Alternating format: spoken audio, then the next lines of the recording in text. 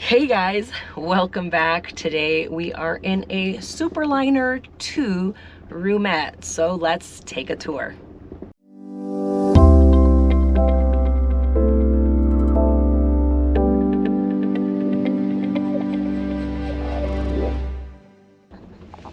Okay guys, I'm going to show it to you daytime version, and then we'll make the beds up and show you what the nighttime version looks like.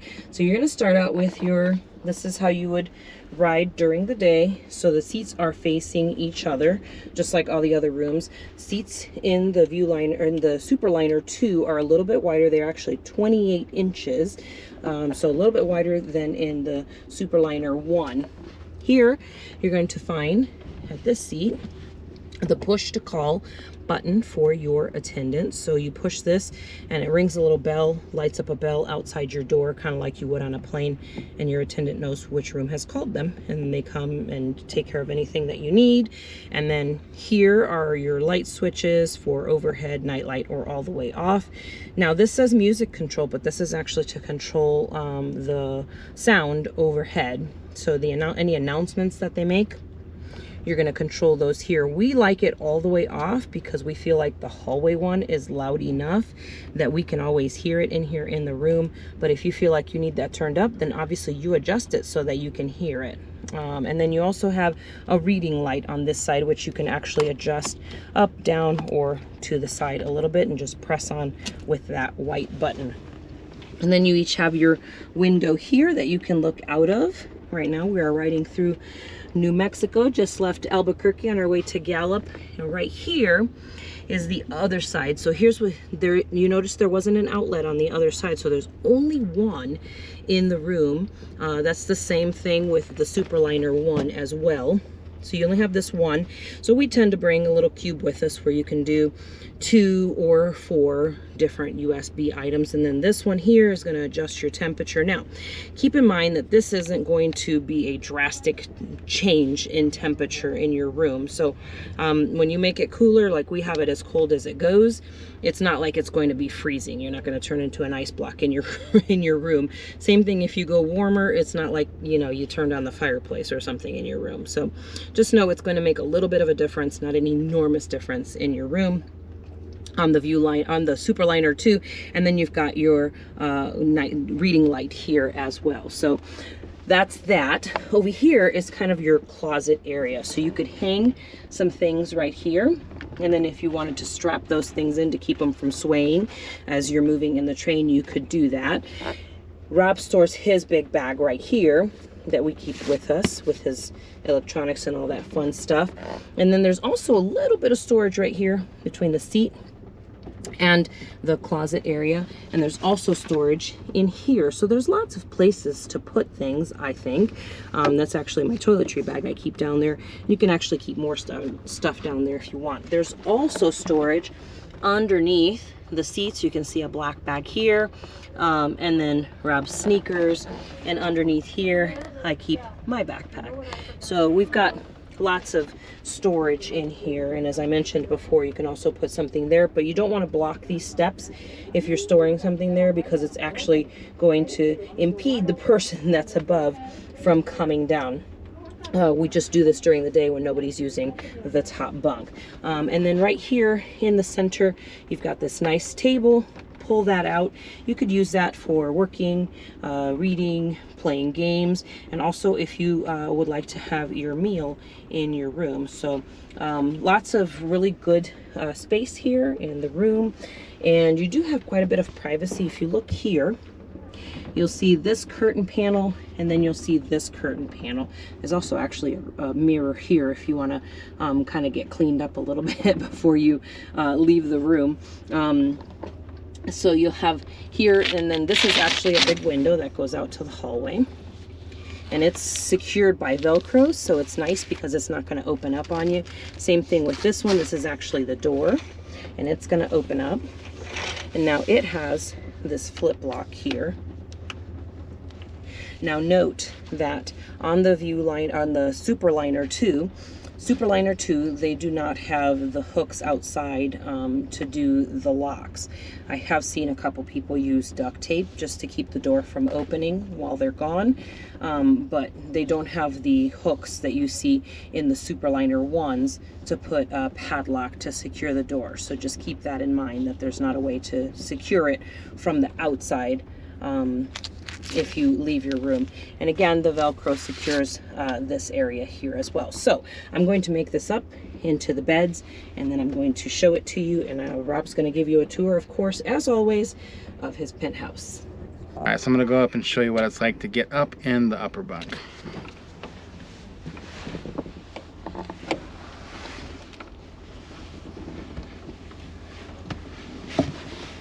All right, I'll take the camera from Allie and show you up here.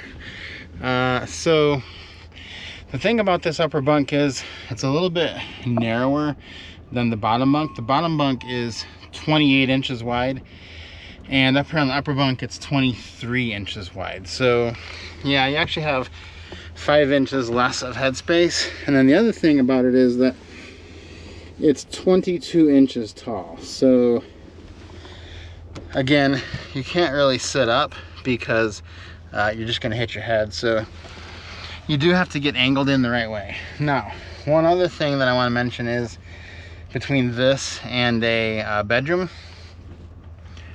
imagine this as like a loaf of bread, and in the roomette you're sleeping with this curve, so it actually eats into your space some, whereas on a bedroom you sleep this way. You sleep the opposite, perpendicular to this. So you're actually sleeping where the cutout is. You have all that room. It doesn't eat into your room. So, but I think it's fine up here.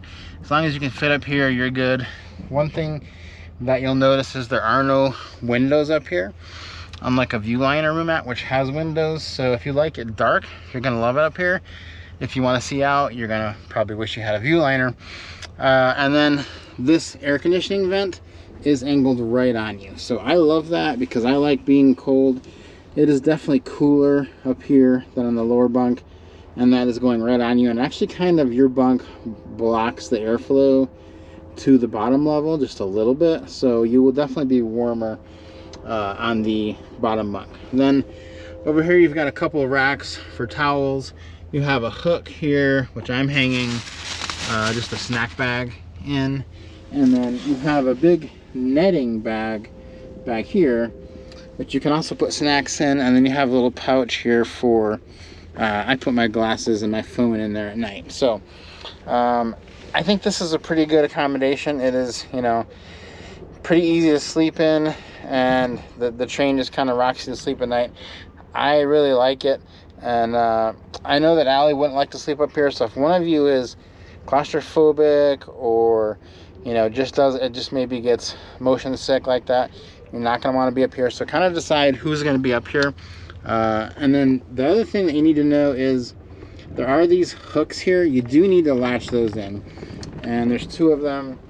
If you don't latch those in, there is enough space between the bed and the wall where you could roll right out of there on this one, because it's only 23 inches wide, so you could roll right out and probably hit the floor. So or end up on me, or end up on Allie, which she's not gonna like. So the other thing you have to figure out is how you're gonna get down, and so I'm gonna give the camera back to Allie and show you how that, because it's actually harder to get down than it is to get up. So if your head's going this way, you're just gonna go down feet first and then kind of back down, but it can be hard on your knees to get the steps right. So you just kind of scoop down to the end. You can stand there, and then I just go down, hold on to this thing when you're going down, and then you're down. So no problem. Store some flip-flops down there for in the middle of the night if you need to get out and you won't wake the person up down here. You won't end up having to grab them. Always just grab this thing and you'll be fine. One last tip I wanted to show you is that there is no light up here. Like there's no, that's the room light, so you're not gonna have that on at night. So it's gonna look like that. So if you wanna have some light, one tip I've noticed is if you just pull this curtain to the door open just a little bit like that, That'll let in enough light that you can see on the upper level, and then when you go to bed, you just push it shut. If you wanted to use there is a night light, but if you wanted to use it, in order to turn it off when you were going to bed, you'd have to come down and basically crawl over the person on the bottom bunk to hit it. And it's right next to the attendant button, so that could cause all kinds of problems. I found it's just way easier just to open this a little bit, because at night the hallway light is going to be on. So if you just open this curtain just a fraction of an inch, you're going to have like your own basic built-in night light. So I'm going to give it back to Allie to wrap this up about the roomette. All right, guys, so that's a tour of this Superliner II roomette. We're having a blast here on the Southwest Chief. All right, I'm going to show you the shower for this Superliner II car, and the shower is on the lower level of the sleeper car, and it is a pretty good shower. You do have a head that can come off there and hold hot and cold water, and pretty big shower. It's bigger than a cruise ship would be. They do provide towels down here, and then a place to put them when you are done. Little hook there for your towels. So this is for the sleeper car passengers, and it's really great to use, because on a couple day overnight trip like this one on the Southwest Chief, you're gonna want that probably after the first day for sure. I did want to go show you also the bathrooms too, because on these cars there's two different kinds of Superliners. There's a Superliner 1 and a Superliner 2. Now the Superliner 2 has smaller bathrooms than the Superliner 1. So you really don't know which kind of car you're gonna get on the train. So you may have a 1, you may have a 2, you may have 2 1s, you may have 2 2s. So when you get on the train, find out if one of the cars is a Superliner 1, and that's gonna have a bathroom upstairs that is angled and quite a bit bigger than any of the other bathrooms. So if that's what you have, find that out. And you know, if that's an issue for you, find that bathroom you're going to use it. Otherwise, the biggest bathroom is going to be back in coach, but that's a long way to go to the bathroom. So let's see what these Superliner 2 bathrooms are like, but I know they're going to be smaller from previous experience. Okay, I made it into the bathroom, and all 3 of these bathrooms are the same. Actually, there's one upstairs that is exactly like this as well. So it's pretty tight in here. There's a handle you can hold, and a changing table, but other than that, it's pretty much a closet. So smaller sink too. On the Superliner 1s, some of them have bigger sinks that are easier to manage. So yeah, if you can find the Superliner 1, I recommend you do that. But like I said, there's no way of knowing, because they don't even know which one you're going to get, depending on if a train is late or they have to swap them out for a mechanical thing or issue. So there's really no way to know. Just check it out when you get on the train.